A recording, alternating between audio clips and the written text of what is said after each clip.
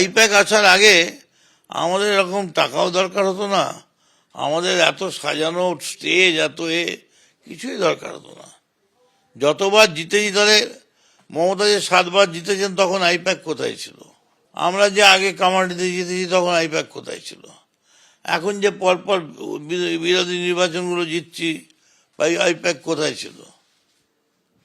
ফলে এগুলো ঠিক আছে, আইপ্যাক এসছে, তারা তাদের কাজ করেছে, তাদের সাধ্যমতো কাজ করেছে, আমার কোনো ব্যাপার নেই। আইপ্যাককে পার্টি থেকে যদি ইনপুট করা হয়ে থাকে তারা করবে, আমার সঙ্গে কারোর কোনো ডিসপিউট নেই। তবে মমতা বন্দ্যোপাধ্যায়ের কে ইগনোর রেখে, মমতা বন্দ্যোপাধ্যায়কে বাদ দিয়ে কোনো চক্রান্ত যদি হয়, মদন মিত্র কিন্তু চুপ করে বসে থাকবে না, বরদাস্ত করবে না।